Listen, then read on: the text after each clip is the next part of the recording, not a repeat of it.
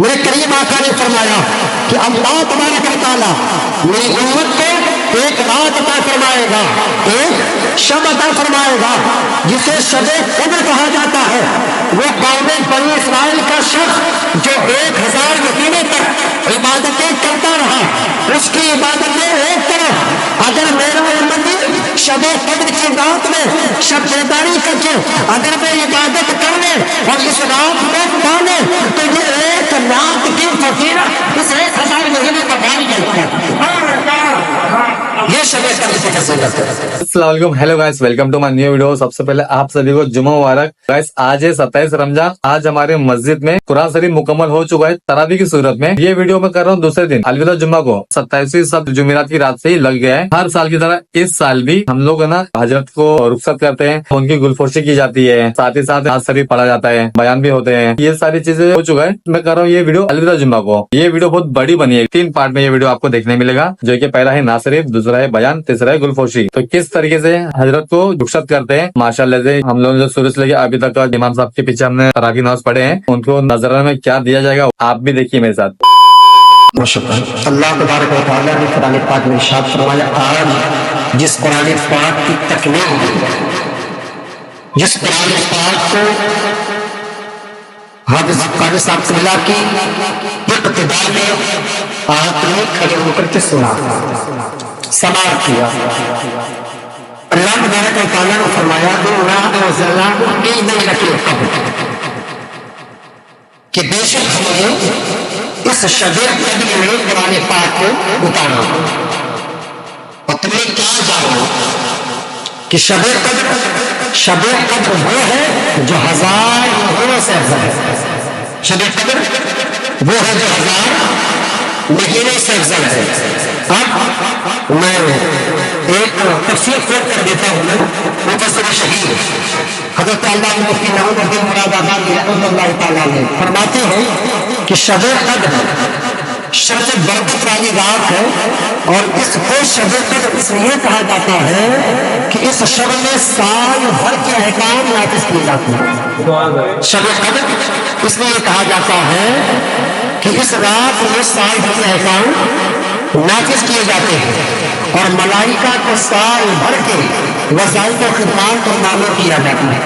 سب کی جو کی بتائی جاتی ہے۔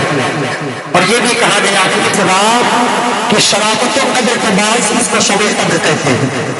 اور جو آپ آگے چلیں حدیث شریف میں ہے کہ نبی کریم صلی اللہ علیہ وسلم نے ارشاد فرمایا کہ انہوں نے گزشتہ کے ایک شخص کا ذکر فرمایا کہ وہ تمام رات عبادت کرتا تھا، شب قدر کی وجوہات بیان کرتا کہ ساری رات وہ عبادت کرتا تھا اور تمام دن جہاد میں مصروف رہتا تھا، اور اس طرح سے 1000 مہینے گزار دیے، 1000 مہینے گزار دیے۔ مسلمانوں کو اس سے تعجب ہوا کہ اللہ تعالیٰ نے آپ کو شب قدر عطا فرمائی، اور یہ آیت نازل کی کہ شب قدر 1000 مہینوں سے بہتر ہے۔ اب اخرجہ بن جریر عن طریق مجاہد، یہ اللہ تعالیٰ کے حبیب مکرم پر صلی اللہ علیہ وسلم کہ آپ کو امتی شب قدر کی ایک رات عبادت کرے، وہ شخص 1000 مہینے اس نے 1000 مہینے گزارے، اور تسبیح و تحلیل کرتا، عبادتیں کرتا، دن میں جہاد کرتا، اور اس کے اجر و ثواب گزشتہ روح کے بارے میں کریم آپ کو فرماتے ہیں۔ لیکن آئے لوگوں سنو خبر کی حدیث سے پاک ہے کہ میرے کریم آقا صلی اللہ علیہ وسلم ارشاد فرماتے ہیں کہ وہ قوم بنی اسرائیل کا ایک شخص تھا کہ جو اتنی عبادتیں کرتا تھا، اب اگر امت کا محبوب افضل ہے تو امت بھی افضل ہے، اگر امت کا محبوب اعلیٰ ہے تو محبوب کی امت بھی اعلیٰ ہے، اگر محبوب ممتاز ہے تو محبوب کی امت بھی ممتاز ہے۔ میرے کریم آقا نے فرمایا کہ اللہ تبارک و تعالیٰ میری امت کو ایک رات عطا فرمائے گا، ایک شب عطا فرمائے گا جسے شب قدر کہا جاتا ہے۔ وہ قوم بنی اسرائیل کا شخص جو 1000 مہینے تک عبادتیں کرتا رہا، اس کی عبادتیں ایک طرف، اگر میرا امتی شب قدر کی رات میں شب بیداری کر کے اگر وہ عبادت کر لے اور اس رات کو پانے تو یہ ایک رات کی فضیلت اس 1000 مہینے کا بھاری جاتا ہے۔ یہ شب قدر کی فضیلت ہے۔ اب شب قدر کون سے شبوں میں ہے اس میں اختلاف ہے، لیکن 7 راتوں کے بارے میں بتایا جاتا ہے۔ البتہ حضرت عبداللہ بن مسعود رضی اللہ تعالیٰ عنہ ارشاد فرماتے ہیں میں لیلۃ القدر، صحیح مسلم حدیث نمبر 7 سے 62 ارشاد فرماتے ہیں کہ جو سال بھر شب بیداری کرے وہ لیلۃ القدر کو پا لے گا۔ اور اسی طریقے سے کئی متواتر احادیث سے طیبات ہیں۔ اس حدیث سے معلوم ہوا کہ شب قدر کسی مہینے یا حشر یا رات کے ساتھ مخصوص نہیں، لیکن فقہا، ائمہ اور تمام اقوال اس طرف اجماع کرتے ہیں کہ اگر 7 راتوں کو تلاش کیا جائے تو وہ 7 راتوں میں 27ویں شب بھی ہے، انہیں 7 راتوں میں 27ویں شب بھی ہے۔ اب اسی 27ویں شب کو ایک انسان خطا کار، گنہگار، سیاہ کار بندہ اللہ وحدہ لا شریک کی بارگاہ میں حاضر ہوتا ہے، اور حاضری ہونے کے بعد اپنے گناہوں کو حاضر رب ہوتا ہے اور عرض کرتا ہے مولا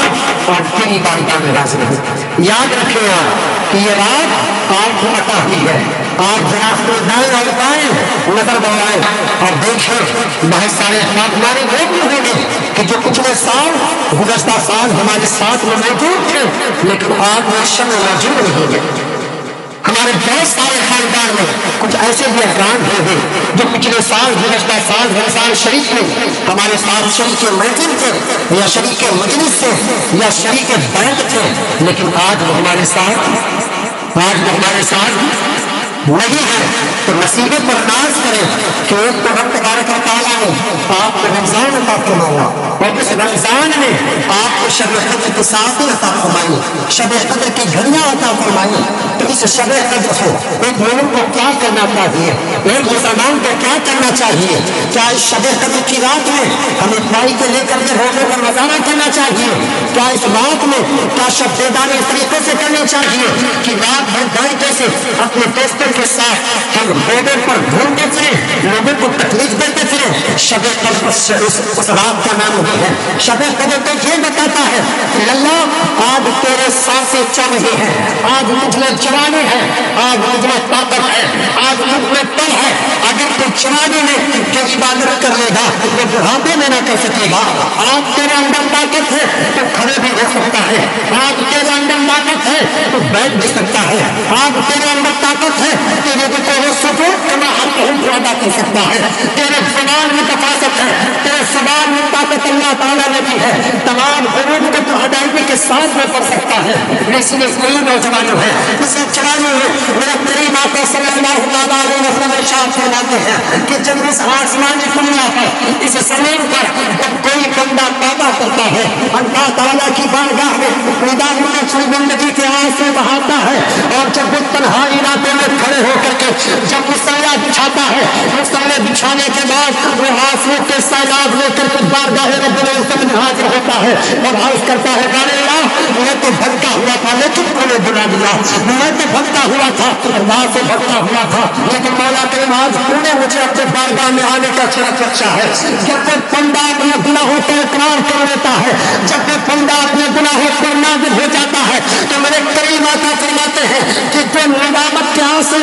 ابھی زمین پر بھی نہیں آئے تھے کہ مولا کریم اس کی توبہ مقبول فرما لیتا ہے، اور جب مولا اس کی توبہ قبول فرما لیتا ہے تو میرے مصطفیٰ کریم کا فرمان جاری ہوتا ہے اور تائب من ذنبی تمنا تمایا، اب تک کہ آیا تھا کہ گنہگار تھا لیکن جب توبہ کر لیا ہے تو اب ایسا ہو گیا ہے جیسے کبھی کوئی گناہ کیا ہی نہیں۔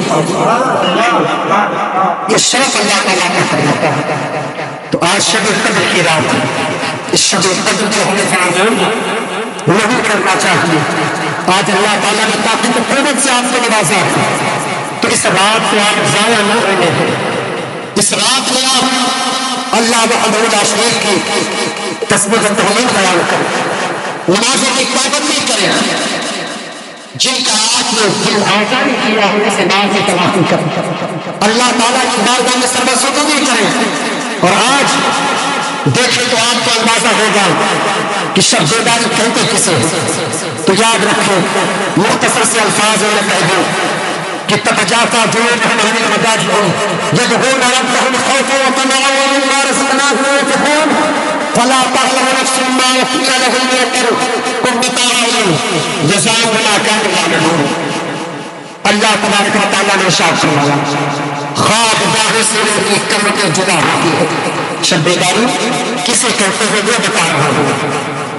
قرآن پاک کی روشنی میں تتجافى جنوبهم عن المضاجع،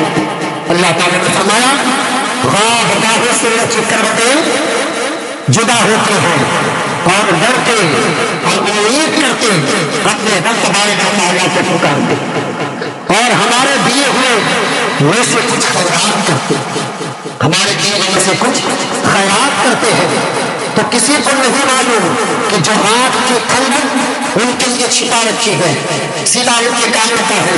ایک مقام پر اللہ تعالیٰ نے عہد فرمایا والذین یطیقون لربہم سجدا وقیاما، اللہ تعالیٰ نے فرمایا وہ جو اپنے رب تعالیٰ کے لیے سجدے اور قیام میں رات کاٹتے ہیں، یہ ہے شب بیداری۔ باہر بیٹھ کر کے دوسروں سے باتیں کرنا یہ شب بیداری فقط آپ کے لیے ہے، آپ کی طبیعت کے لیے ہے، آپ کے رب کے لیے نہیں۔ اگر آپ کے رب کے لیے ہوتے نا تو آپ تنہائی اختیار کرتے، آپ کے مولا کے لیے ہوتے تو یاد رکھیں آپ تنہائی میں بیٹھ کے اپنے رب کو پکارتے۔ اور میرے قریب آقا صلی اللہ علیہ وسلم کی بارگاہ جو اپنے رب تعالیٰ کے لیے سجدے اور قیام میں باتیں کرتے ہیں، تو اس کی تفسیر حضرت علامہ مفتی نعیم الدین مراد آبادی رحمۃ اللہ تعالیٰ علیہ کرتے ہیں۔ میں آپ کو بتاؤں کہ حضرت گرامی رات میں جاگ کر عبادت کرنا اور پھر نماز پڑھنا اطمینان و سکون راحت دل جمیل جیسے نعمت کے حصول کا بہترین ذریعہ ہے، بہترین ذریعہ ہے۔ انسان ریا کر دکھلاوے شور شرابے کی باعث عبادت میں خلل اندازی جیسی عظمت سے فساد ہونے سے محفوظ رہتا ہے۔ یاد رکھیں اللہ تبارک و تعالیٰ فرماتا ہے إن ناشئة الليل هي أشد وطئا وأقوم قيلا إن لك في النهار سبحا طويلا، یقیناً رات کا اٹھنا زیادہ لگائے گا اور بات خوب سیدھی نکلتی ہے۔ یقیناً دن میں تو تم کو بہت سے کام تھے، یہ قرآن کہہ رہا ہے۔ آپ بتائیں کہ اگر کوئی آپ جس سے محبت کرتے آپ جس سے محبت کرتے ہو تو کیا آپ اسے کبھی بازار میں لے گے؟ کوئی چہیتا آپ کا ہو تو کیا کبھی آپ اسے بازار میں بلائیں گے؟ نہیں بلائیں گے، کہیں گے نہیں آج بڑے چہیتے ہیں آپ، میرے موڑے نظر ہیں آپ، میرے لگتے جگر ہیں آپ۔ میں چاہتا یہ ہوں کہ جب آپ سے میری ملاقات ہو تو کوئی دوسرا بیچ میں نہ آئے، آپ بند کمرے میں کسی کا کوئی شعبہ ہوگا نہیں، اس درمیان آپ بیٹھ کر کے باتیں کرتے تاکہ کوئی ڈسٹرب کرنے والا نہ ہو۔ تو ذرا بتائیں تو صحیح کہ اگر آپ کسی سے باتیں کرتے ہو یا کسی سے دوستی رکھتے ہو یا کسی سے محبت کرتے ہو تو اگر اس سے ملاقات کرنی ہو تو آپ بازاروں میں نہ ملو، اس سے ملاقات کرنی ہو تو آپ مارکیٹوں میں نہیں ملتے ہیں، اگر اس سے ملاقات کرنی ہو تو آپ مجمے کا انتخاب نہیں کرتے ہو، تنہائی کا انتخاب کرتے ہو، کیونکہ تنہائی میں آپ ہوں گے آپ کا محبوب ہوگا، دوسرا کوئی نہ ہوگا۔ تو آؤ جس رب نے ہمیں زندگی بخشی ہے، جس رب نے ہمیں ہوا عطا فرمایا، جس رب نے یہ زمین عطا فرمائی، جس رب نے بادل جیسے شامیانے عطا فرمائے، جس رب نے کھانے کے پیالات عطا فرمایا، جب اس رب سے بات کرنا ہو، اس رب سے ملاقات کرنا ہو تو کیسے ملاقات کریں؟ سارے لوگ سو رہے ہیں، سارے لوگ سو رہے ہیں، اٹھیں مسلح اٹھے اور اٹھانے کے بعد بچھا دے مسلح بچھا دے۔ یہ آج میرے بات میں کم رہا ہوں، اس طریقے سے چل کر کے دیکھا اپنے بڑے اکابر جو اس ربط میں نے زندگی گزاری ہے ان کے لمحات کو دیکھا ہے، بیان فرماتے ہیں کہ مسلح اٹھاؤ، اٹھانے کے بعد بچھا دے اور بچھانے کے بعد نماز ادا کرو اور نماز ادا کرنے کے بعد ہاتھ اٹھاؤ آسمان کی طرف، آسمان کی طرف ہاتھ اٹھانا ہو جاؤ. سارے بندے تو سو رہے ہیں، کوئی جاگ نہیں رہا. مولا آج تیری دہلیز پر میں حاضر، آج تیری دہلیز پر ایک گنہگار بندہ حاضر. آپ کی زندگی کی جو پریشانیاں ہیں آپ دوستوں سے جا کر کے بیان کرتے ہیں، آپ کی دوستیاں جو ہیں رشتوں کے دعوے سے جا کر کے بیان کرتے ہو، آپ کی جو مشکلات ہیں آپ تکلیف کو دے کر کے گزار دیتے ہو. اے کاش اپنی پریشانیوں کو آپ مسلط کرنا کر کے گزار، اے کاش اپنی مشکلات کو اپنے اس رب کے سامنے بیان کر دو جس رب نے ایک لڑکی کے چوسے کو نہ تمہیں سے آنے کا سوال نہ تمہیں سے جانے کا سوال، جو اس کا بھی ساتھ ہے وہی آپ کا بھی ساتھ ہے. جب آپ یہ طریقہ اپنائیں گے نا چند آنسو سنوں پر گریں گے، اللہ تبارک و تعالیٰ کی بارگاہ میں توبہ کریں گے، نادم ہوں گے تو مولا کریم فرمائے گا کہ یہ تو میرا بندہ ہے، یہ میرا بندہ ہے. آیا تھا خطا کار تھا، آیا تھا پاپی تھا، آیا تھا گناہوں کا ٹوکرا لے کر کے آیا تھا، لیکن اس نے مجھے نہیں کہا. اور اللہ کے پیارے حضور صلی اللہ علیہ وسلم فرماتے ہیں کہ جب کوئی بندہ اپنے رب سے پکارتا ہے نا، ایک حاجی، ایک نمازی، ایک پرہیزگار جب اپنے رب سے پکارتا ہے نا تو اللہ تبارک و تعالیٰ ایک مرتبہ جواب دیتا ہے. کتنی مرتبہ؟ ایک مرتبہ جواب دیتا ہے. اگر کوئی ایک بندہ اللہ کو پکارتا ہے تو اللہ اسے ایک مرتبہ جواب دیتا ہے. وہی پر ایک روزگار بندہ، ایک سیاکار بندہ، ایک بدکار بندہ گناہوں میں ڈوبا ہوا بندہ جب اپنے رب کو پکارتا ہے تو رب ایک مرتبہ نہیں، دو مرتبہ نہیں، تین مرتبہ اس بندے کی طرف راتے تو ارشاد فرماتا ہے بندے بتا کیا بات ہے. میرے کریم آقا سے صحابہ نے عرض کیا حضور یہ بچے کی کیفیت کیوں کہ اگر کوئی ایک بندہ اللہ تعالیٰ کو پکارتا تو ایک مرتبہ، ایک بندہ اگر پکارے تو تین مرتبہ. میرے کریم آقا نے فرمایا ہاں، کیونکہ اللہ تبارک و تعالیٰ کہ پیارے حبیب صلی اللہ علیہ وسلم نے فرمایا کہ جب ایک نیک بندہ کسی کو پکار اپنے رب پہ پکارتا ہے نا تو اسے کہیں نہ کہیں ناز ہوتا ہے اپنے نیکیوں پر، کہیں نہ کہیں بھروسہ ہوتا ہے اسے اپنے نماز پر، کہیں نہ کہیں اسے بھروسہ ہوتا ہے اپنے کیے ہوئے اعمال پر، کہیں نہ کہیں اسے بھروسہ ہوتا ہے کیے ہوئے اپنے اذکار پر. لیکن ایک گنہگار بندہ جب اپنے رب کو پکارتا ہے نا تو اس کے پاس تو کوئی سہارا نہیں، اس کے پاس تو کوئی شریا نہیں، اس کا تو کوئی عمل ہی نہیں ہے. وہ جب پکارتا ہے تو میں کیسے مایوس چھوڑ دوں اس بندے کہ بندے ایک نیکوکار بندہ جب پکارے تو اس کے پاس کوئی نہ کوئی سرمایہ عمل ہوتا ہے، لیکن جب تو نے مجھے پکارا ہے تو وہ کہتا ہے مولا تیرے سوا میرا ہے کون، میرے رب تیرے علاوہ میرا ہے کون، تیرے علاوہ میرا ہے کون. جب یہ جملہ زبان میں انسان زیادہ ہوتے ہیں نا تو پھر مولا کریم فرماتا ہے مجھے حیا آتی ہے کہ جب بندہ فقط مجھے بھی سب کچھ سمجھ جاتا ہے، جب میں ہی سہارا ہوں تو میں نہیں رحم کروں گا تو کون کرے گا، میں اس کا سہارا نہیں بنوں گا تو کون بنے گا، میں اس کے تقبیر نہیں کروں گا تو کون دور کرے گا، میں اس کی پریشانیاں دور نہیں کروں گا تو کون کرے گا. محنت کرنا چلاؤں ابھی زکات فطرات کی باتیں چل رہی ہیں، زکات فطرات ادا کرو، زکات ادا کیجیے، فطرہ ادا کیجیے. آج بار بار کہا جاتا ہے، اس موقع پر ایک مسئلہ آتا ہے حضرت، اس موقع پر ایک مسئلہ کو خصوص آتا ہے کہ حضرت میری بہن ہے کیا اسے دے سکتے ہیں؟ تو پہلے تو یہ جان لیا ہر شخص کو زکات کی رقم دی جا سکتی ہے جو مستحق زکات ہو، لیکن ایک سوال کرتا ہوں اپنے دل پر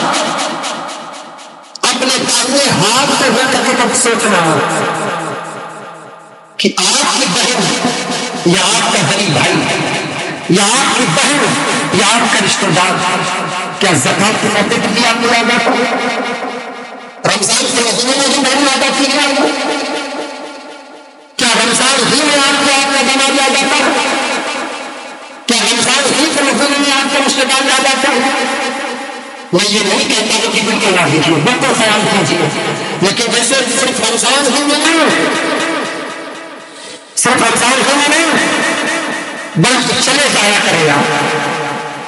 بس ایک جگہ ہو بھی چلے جایا کرے۔ اگر آپ کی بہن یا آپ کے رشتے دار میں کوئی ایسا ہے کہ جس کے گھر میں کوئی پر نازل ہو تو آپ صرف رمضان ہی میں زکوٰۃ کا پیسہ نہ دیا کریں،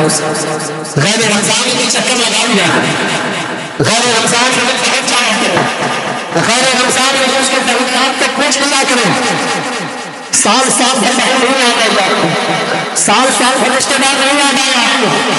جب زکوٰۃ نکالنا ہوا مال بھی نہیں نکالنا ہوا اپنے گھر میں آ گئی آپ بھائی آ گئی آپ کو۔ میں اس کے خلاف ہوں، آپ بالکل دیکھیے، لیکن احکاس اس کو صرف رمضان میں محدود نہ رکھیں، غیر رمضان میں بھی بہن کے گھر چلے جایا کریں۔ بہن جو ہوتی ہے یاد رکھیں کہ جب وہ پیدا ہوتی ہے نا تو وہ صرف آپ کا ہی خیال نہیں رکھتی ہے، صرف ماں باپ کا خیال نہیں رکھتی ہے۔ اگر اس بہن کا دانت چلا گیا ہے تو وہ باپ کی صورت میں بھائی کی صورت میں دانت سے بیٹھتی ہے۔ اب اس کے دل میں اگر کوئی ملال ہو، کوئی پریشانیاں ہو، کوئی مشکلات ہو تو وہ بھائی کی دہلیز پر جاتی ہے، اور بھائی کی دہلیز پر جب دیکھتی ہے ان کی بھابھیوں کا آنا، ان کے بھتیجوں کا کہنا، تو وہ بہن کہتی ہے کہ میں دوسروں کے دروازے پر جانا پہلا کر کے کسی زندگی کا مظاہرہ کر لوں، لیکن میں ان کے دروازے پر جا کر کے تانا نہ سکوں۔ اگر بھائی ہو تو بڑا بھائی جو ہوتا ہے نا باپ کی طرح ہوتا ہے، باپ کا فرض نبھاؤ، اور باپ کی جو تحریر ہوتی ہے نا، چاہے وہ بیٹا ہو چاہے وہ بیٹی ہو، ان کے لیے ہمیشہ کھلے رہتے ہیں۔ بیٹی بڑی ہو جائے تب بھی اس کا باپ نہیں رہے گا، بیٹا بڑا ہو جائے تب بھی باپ اس کا نہیں رہے گا۔ تو اگر باپ دنیا سے رخصت ہو گیا ہے، اس بیٹی کا کوئی باپ نہیں ہے، اگر آپ ہیں تو آپ اس کا خیال کرو، کبھی اسے احساس نہ ہونے دیں کہ اس کا باپ نہیں ہے، کبھی اسے اس بات کا احساس نہ ہونے دیں کہ اگر ابا ہوتے تو اس سے ایسا نہ ہوگا، ایسا نہ ہوگا۔ تو بہن بیٹیوں کا اگر آپ خیال کرتے ہیں،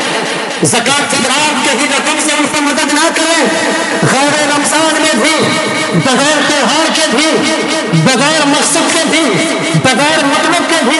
چلے جایا کریں، تاکہ بہن کی جو پریشانیاں ہیں آپ کے جانے سے دور ہو جائے، بہن کی جو مشکلات ہیں آپ کے جانے سے دور ہو جائے۔ تو اس پر عمل کریں اور یہ مسئلہ پیش نہ کریں کہ صرف زکوٰۃ کا ذات ہو، بلکہ آپ ہمیشہ ان کا خیال رکھیں۔ البتہ ایک دن وہ دور وہ بھی آئے گا کہ آپ کے پاس آج مال زکوٰۃ ہے، آج آپ کے پاس بھی دولت ہے، ایک صاحب سے مطلب وہ کہ میں نے کہا حضرت 10 لاکھ روپے میرے پاس رقم ہے اور زکوٰۃ کتنی بنتی ہے، میں نے جوڑ کر کے بتایا، انہوں نے کہا حضرت اتنے دن سے جمع کروں گے تو 1.5 لاکھ، اور اگر میں 2.5 لاکھ نکالوں گا تو میرا وہ نہیں ہو پائے گا۔ تعجب ہوا مجھے، سوچنے کے بعد حیرت ہوئی کہ تو آپ کو زکوٰۃ فرض ہے، لیکن جب تم اللہ تعالیٰ سے سودا کر رہے ہو تو اس میں یہ تصور کر رہے ہیں کہ کب ہو جائے گا، تو یہ تصور کرتے ہیں ختم ہو جائے گا۔ میرے کریم آقا کے کریم رب نے ارشاد فرمایا کہ جب بندہ میری راہ میں اپنی چہیتی چیز کو، اپنی پیاری چیز کو جب وہ خرچ کرتا ہے تو مولا کریم فرماتا ہے کہ جب وہ اپنی چہیتی چیز کو میری بارگاہ میں خرچ کرتا ہے تو پھر میری مشیت کو ایک ایسا فضل آتا ہے اور میری مشیت کو اس بندے پر یہ رحم آتا ہے کہ اس نے اپنے مال کو، اپنے چہیتی چیز کو میری بارگاہ میں خرچ کیا ہے، تو خرچ کرنا اس کا کام تھا، اب اس کو بڑھانا میرا کام بڑھانا نہیں آتا ہے۔ تو کیسے تصور کر لیا ہے اور اس زکوٰۃ اور فطرے کے مرکز پر بھی نیگیٹو خیال کیوں آتا ہے؟ زکوٰۃ فطرہ صدقہ دیتے پر بھی یہ نیگیٹو خیال کیوں آتا ہے؟ کیونکہ یاد رکھو یہ وہ جانب اللہ نے بلکہ وہ جانب شیطان ہوتا ہے کہ یہ کم ہو جائے گا، یہ کم ہو جائے گا۔ یاد رکھو اگر کم ہونے کے بعد آپ کرتے ہو تو میں آپ کو مثال دیتا ہوں، اس دنیا میں قربانی سب سے زیادہ کیا قربان ہوتے ہیں؟ بکرے۔ کیا قربان ہوتے ہیں؟ بکرے قربان ہوتے ہیں، اللہ کی بارگاہ میں پیش کی جاتی ہے۔ بکرا کیا ہے؟ حلال. کیا ہے؟ حلال. بکری ایک وقت میں کتنے بچے جنتی ہے؟ ایک دو تین زیادہ سے زیادہ چار. اتنے بچے جنتی ہیں. وہیں پر ایک حرام جانور جسے کلبن یعنی کتا کہتے ہیں. کتا بھی کہتے ہیں اور ایک ساتھ میں کتنے بچوں کو جنم دیتے ہیں؟ 8 بچوں کو، 9 بچوں کو، 10 بچوں کو، ہے نا؟ اتنے سارے بچوں کو وہ جنم دیتی ہے. اب حلال سے جو تھی اسے کھایا جاتا ہے، اسے کھایا جاتا ہے، اسے قربان کیا جاتا ہے، اور تعداد جننے کے اعتبار سے تعداد میں کمی وہ کرتی ہے، اور جننے کے اعتبار سے جو حرام سے ہے جس کو قربان نہیں کیا جا سکتا، جس کو کھایا نہیں جا سکتا، وہ کتا ہے، کتیا ہے وہ. تو اب آپ بتائیے کہ نہ اسے قربان کیا جاتا ہے نہ اسے کاٹا جاتا ہے، تو تعداد سب سے زیادہ کس کی ہونی چاہیے؟ تعداد سب سے زیادہ کتنی ہونی چاہیے. لیکن آپ جا کر کے گاؤں محلے میں دیکھیں کہ کسی بھی گھر میں کتا نہیں ہوتے، لیکن ہر گھر میں وہ حلال جانور ہوتے ہیں، قربان بھی ہو رہے ہیں، تو پھر بھی ختم نہیں ہو رہا ہے. لیکن ایک طرف جو حرام جانور ہے وہ قربان بھی نہیں ہوتا کیونکہ اس کا وجود نظر نہیں آتا. اس سے پتہ یہ چلا کہ جو حلال شے ہوتی ہے اور جو اللہ کے راہ میں پیا جائے اس میں اللہ تعالیٰ برکتوں کے وفور بنایا کرتا ہے. جو چیزیں قربان کی جائے، آپ وہ چاہے مال قربان کریں اور چاہے ذات قربان کریں، اس میں نکاح آتا ہے، اس میں بہتری آتی ہے. تو یہ نیگیٹو خیال نہ رکھیں. نیگیٹو آپ خیال رکھتے بھی ہیں، آپ کے پاس میں زمین ہے، جائیداد ہے، یہ بہت ساری چیزیں ہیں. مرنے کے بعد آپ کے حصوں سے جو آپ کے حصوں پر قبضہ ہے وہ بھی اتار لیا جائے گا، وہ بھی اتار لیا جائے گا. تو اس جیتے جی میں آپ کے اوپر جو زکات یا فطرات کی رقم لاگو ہوتے ہیں آپ اسے ادا کریں، کما حقہ ادا کریں، تاکہ آپ اللہ تبارک و تعالی ان عذاب ربنا شدید کے تحت آپ محفوظ رہ سکیں، آپ محفوظ رہ سکیں. اب ایک آخری بات عرض کرتا ہوں اور اس کے بعد پھر اپنی بات ختم کرتا ہوں. میرے کریم آقا صلی اللہ تعالیٰ علیہ وسلم کی پیارے دعا، رمضان مبارک کا آخری عشرہ جمع ہے. یہ تو یہ سارا مہینہ ہی رحمتیں اور برکتیں والا، سارا کا سارا مہینہ رحمتیں اور برکتیں سمجھنے کا مہینہ ہے، مگر اس کے آخری 10 دن پہلے 20 دنوں سے زیادہ اہمیت اور انفرادی شان رکھتے ہیں. یہ آخری عشرہ ہے اور اس عشرے میں ایک ہزار برابر ایسی ہے کہ 1000 مہینے سے اکثر ہے، اور اسے لیلۃ اسے شب قدر کہا جاتا ہے. اور حضرت سردار سلمان فارسی رضی اللہ تعالیٰ عنہ سے روایت کی سرکار دو عالم صلی اللہ علیہ وسلم نے ارشاد فرمایا کہ وہ اشار افضلہ و رحمۃ و اوسطہ مغفرۃ و آخر حفظ من النار. میرے مصطفیٰ کریم صلی اللہ علیہ وسلم نے ارشاد فرمایا یہ رمضان وہ مہینہ ہے جس کی ابتدا رحمت، درمیان مغفرت اور جو انتہا یعنی آخری عشرہ ہے جہنم سے آزادی کا، جو آخری عشرہ ہے جہنم سے آزادی کا ہے. اب اسی کے تحت ماہ رمضان مبارک میں اب میں اصل ٹاپک کی طرف آتا ہوں کہ ماہ رمضان مبارک میں تراویح و قیام اللیل کا مہینہ ہے. یہ راتوں میں اٹھ کر رب تبارک و تعالیٰ کی بارگاہ میں سربا سجود ہونے کا مہینہ ہے.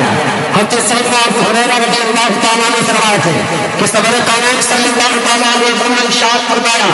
من قام رمضان ایمانا واحتسابا غفر له ما تقدم من ذنبه. یعنی جس نے ماہ رمضان میں ایمان کی حالت میں ثواب اپنی نیت سے قیام کیا، جس نے رمضان میں ایمان کی حالت میں ثواب کی نیت سے قیام کیا تو اللہ تبارک و تعالیٰ اس کے پچھلے تمام گناہوں کو معاف فرما دے گا، پچھلے تمام گناہوں کو معاف فرما دے گا. اب ہم تمہارے انسان کو چاہیے کہ اپنے شدیدات کو بھول کر کے نہیں بلکہ اللہ تبارک و تعالیٰ کی بارگاہ میں سربا سجودی سے اس کو قیام عمل میں کر کے آئے. آخر بات عرض کر دوں کہ اب تک کہ آپ نے تراویح میں قرآن پاک سماعت کیا، آپ کے پاؤں میں دخل ہوتی تھی، آپ کو تکالیف ہوتی تھی، اس کے باوجود بھی آپ کھڑے رہتے تھے. بہت سارے افراد ایسے بھی آئے کہ جن پر تکلیف برداشت نہ ہوئی انہوں نے تراویح چھوڑ دیا، یا یوں کہہ لیا جائے کہ تراویح جو میرے پاگل میں نہیں تھی اگر آپ تراویح کی پابندی مساجدوں میں نہ کر پائے تو آپ کاش گھر پہ کر لیتے ہیں، اپنے گھروں میں نماز کا اہتمام کرتے، اپنے گھروں میں آپ تراویح کا اہتمام کر لیتے اگر آپ مسجد میں نہ آ سکے۔ لیکن اب کیا گھروں میں تراویح کی نماز ہو جائے گی؟ بالکل، تراویح کی نماز گھروں میں بھی ہو جائے گی، البتہ جو مساجد میں باجماعت تراویح کا ثواب ہے اس سے آپ محروم رہ جائیں گے۔ تو حفاظ قرآن کا اہتمام آپ نے کیا، کبھی 1.5 پارے کی شکل میں، کبھی 2 پارے کی شکل میں، انہوں نے 30 رکعات تراویح بحیثیت مقتضا رفیع امت بن کر کے ان کا رکوع آپ کا رکوع، ان کے سجود آپ کے سجود، ان کا قرآن آپ کا قرآن، ان کی نماز آپ کی نماز، کیونکہ جب آپ نے تحقیق کا قدر کو بہادر ایمان، آپ نے کہہ دیا کہ قبل کو بہادر ایمان یعنی پیچھے ایمان کے، تو اب معاملہ یہ ہو گیا، ایمان جب رکوع کرے گا تو آپ رکوع کریں گے، ایمان جب سجدہ کرے گا تب آپ سجدہ کریں گے، تو اب پیچھے اس ایمان سے تو جو آگے ہوتا ہے اس کی پیروی کی جاتی ہے، اس کی تابعداری کی جاتی ہے۔ اب انہوں نے 2 پارے کی شکل سے یا 1.5 پارے کی شکل سے قرآن پاک تکمیل کیا، اب قرآن پاک سے آپ کو ملا کیا؟ تو یاد رکھیں اللہ رب اللہ قرآن پاک کی شفاعت کو بھی مقبول فرمائے گا۔ یہ قرآن پاک اللہ رب اللہ کی بارگاہ میں عرض کرے گا، اللہ ایک حافظ قرآن جب مستقل امامت پر کھڑے ہو کر کے جب مجھے پڑھتا تھا، یہ پیچھے کھڑے ہو کر کے سنا، مولا ان کے پاؤں میں دکن ہوتی، برداشت کیا، مولا انہیں گھبراہٹ ہوتی، نہ گرمی کو دیکھا نہ تکلیف کو دیکھا، یہ ایمان کی خدا میں کھڑے رہے اور عزم مسلم کر کے کھڑے ہوئے کہ آپ اس سال 2025 کے میں رمضان مبارک کے تراویح کو ادا کر لوں، کیا پتہ آئندہ سال تراویح کو رہے لیکن میں ہوں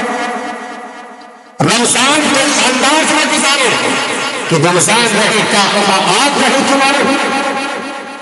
شب قدر کو اس شب بیداری کے ساتھ میں گزارو، کیا پتہ یہ شب قدر دوبارہ آئے لیکن آپ رہے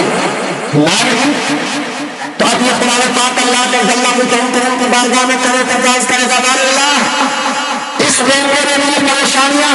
دقتیں سب کچھ برداشت کیا تو اور تکمیل ہونے تک برداشت کرتا رہا، آج مولا اگرچہ یہ گنہگار ہے، اگرچہ یہ سیاکار ہے،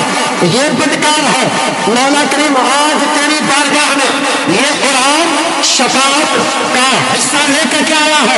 اور مولا کریم میں تیری بارگاہ میں عرض کرتا ہوں، مولا مجھے سننے کی برکت سے اس بندے کی خطاؤں کو معاف فرما دو۔ اس سے پتہ یہ چلا کہ اگر مصطفیٰ کریم رب کی بارگاہ میں اگر ہمارے شفیع ہیں اور ہمارا عقیدہ ہے، اگر کوئی ہماری شفاعت کر سکتا ہے تو مصطفیٰ کریم ہی کر سکتے ہیں، اور مصطفیٰ کریم کی شفاعت قبول کی جائے گی تو مصطفیٰ کریم اگر شفاعت کرے تو مصطفیٰ کریم ہی نے میرا شفاعت قبول کرے گا، اور جو مصطفیٰ پر قرآن نازل ہو اس کی بھی شفاعت قبول فرمائے گا، اس کی بھی شفاعت قبول فرمائے گا۔ تو ہمارے ہاتھ سے تو چاہیے کہ اگر آپ نے اس سال تراویح مکمل ادا کی ہے، اللہ سب کی تراویح کو مقبول فرمائے، سب کی نمازیں کو مقبول فرمائے، سب کی عبادتیں کو مقبول فرمائے، لیکن یاد رکھیں ایک دن ساتھ کی زندگی میں آئے گا کہ میں نے بہت سارے لوگوں کو ایسے بھی دیکھا کہ جن کے پاس وقت تو ہوتا تھا لیکن اپنے رب کو نہ دیتے تھے، اپنے رب کو نہ دیتے تھے۔ جب آپ کا جنازہ 4 کندھوں پر اٹھ کر کے قبرستان میں لوگ آپ کو دفنا کر کے چلے آئیں گے نا، اس وقت آپ کو ایک لمحے کی بھی ضرورت ملے گی، پھر آپ تصور کریں گے کاش اگر جو مجھے اللہ تعالیٰ نے عطا کیا تھا اس وقت کو غنیمت جان کر کے اس کی بارگاہ میں سب سجود کر لیا ہوگا۔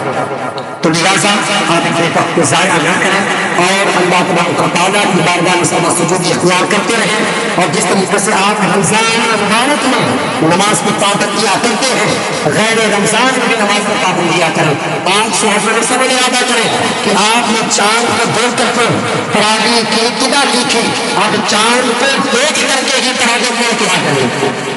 انشاءاللہ، کریں گے انشاءاللہ۔